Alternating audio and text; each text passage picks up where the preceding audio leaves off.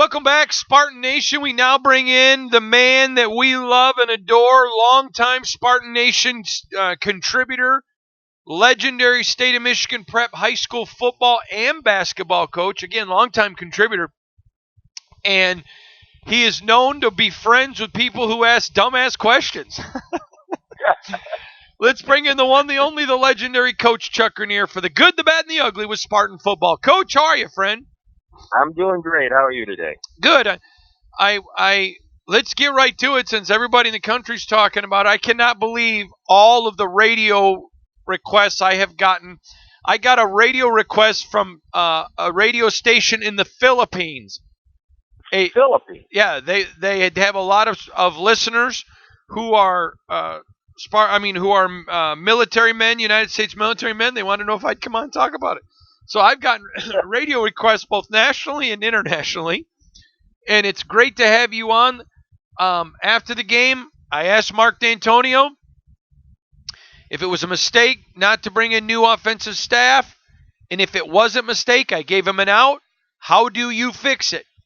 I've been asked by several people, what kind of answer did I expect? I thought I would get an answer like, well, we don't evaluate in the middle of the year, we evaluate at the end. So I can tell you this, with a bye week, I haven't seen the film yet. I'm going to go look at the film. We're going to work harder than anybody else. We're going to fix it by the Penn State game. I didn't expect his reaction. I don't take it personal. My question wasn't personal, so I'm not going to take his answer personal. I'm fine with it. What did you think of the question and the answer? Fair question. I mean, the offense has spiraled down in the last 4 or 5 years. Worse, it seems, every year.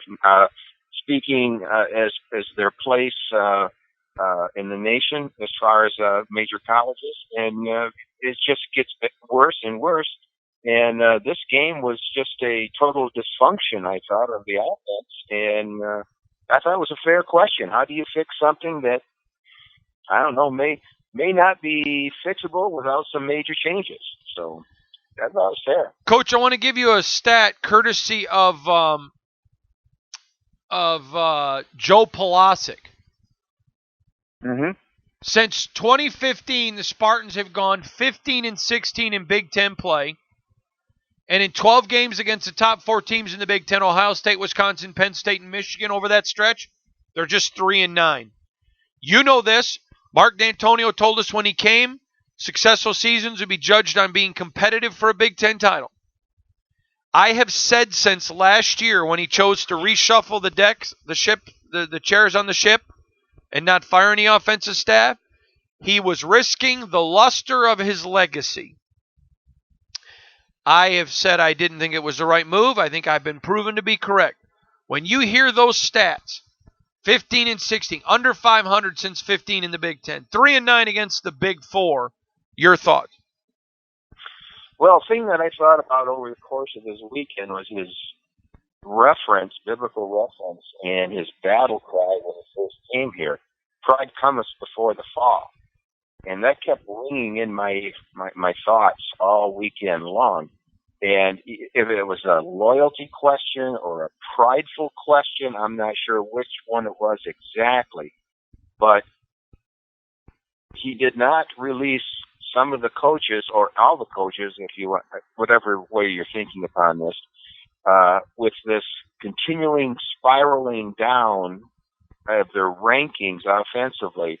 If it's a prideful thing or a loyalty thing, I am not sure. But losing track, the family attitude that they claim there at Michigan State is one thing. But when it comes down to brass tacks, the very bottom line on this is business.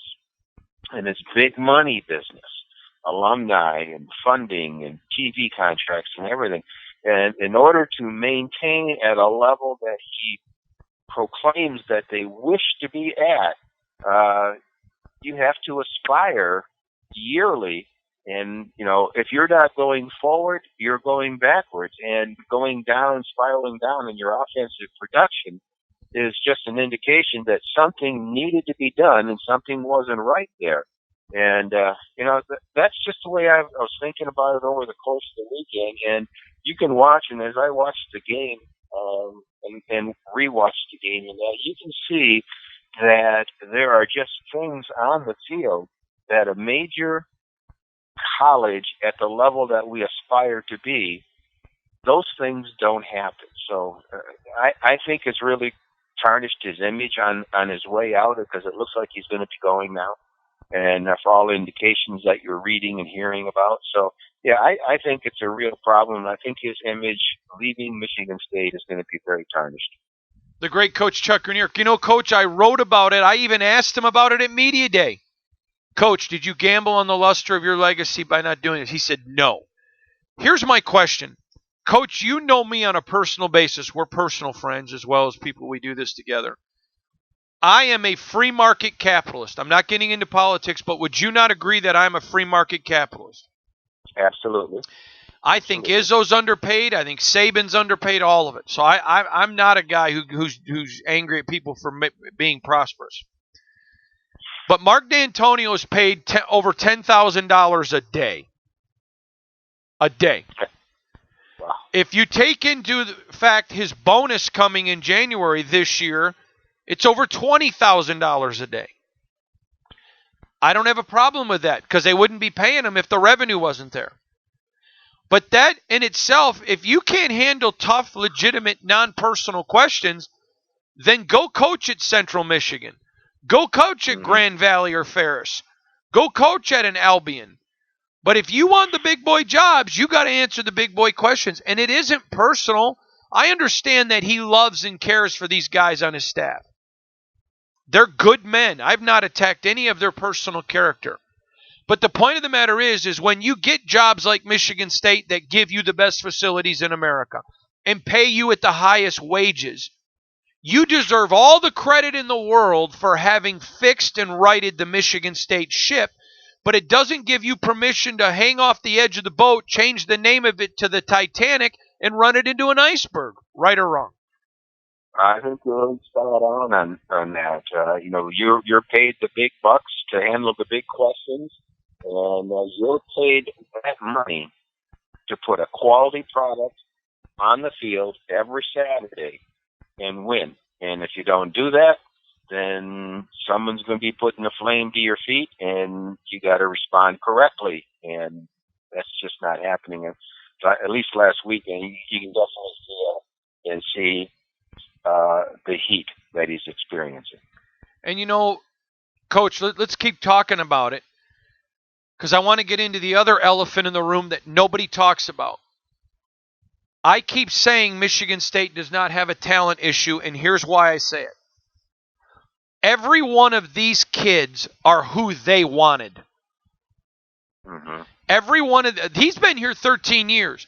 It isn't like he's in year one and he's playing guys he didn't recruit. Every one of these guys, he and his staff wanted. Have they struggled in recruiting on the offensive side of the ball? Yes. Why? Because of his offense. He told us this offseason one of the reasons they were going to be good was so many returning starters. Okay? Those returning starters are making the same mistakes. That's on coaching. Where am I wrong here, Coach? Tell me, because you know what? You know this part. You tell the people, Coach, because you've been with me with D'Antonio. You've been with him and I together. You've been places with me. I don't have an agenda against this guy. Would you agree with that or no? No, I agree with everything you're saying right there. If you have an experienced eye, if you know football. Coach, your phone went out. Coach, your phone went out. Got to come back. What? I said if you know anything about football, if you know anything about technique, how's that? Is that better? Yeah, it's great. Okay. If you know anything about football, if you know anything about technique, and you watch the film and you break it down and you look at it in slow motion, and there's just stuff that you see that you just scratch your head on. Receivers, rounding routes, they complain. People have complained because wide receivers don't get separation. Watch them run the routes. They round them out. They don't break them off sharply.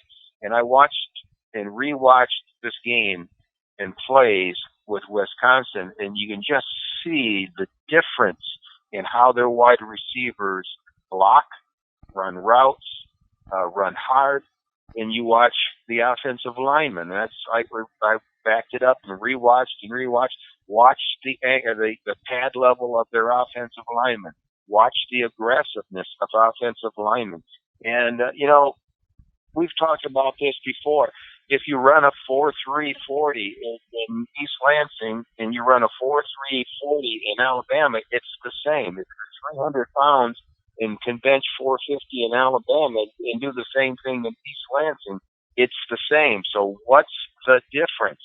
And the difference is how they approach the game, how they coach the game, how they're mentally ready for the game. And I saw some things against Wisconsin that are truly alarming as far as postures on the field, attitudes on the field.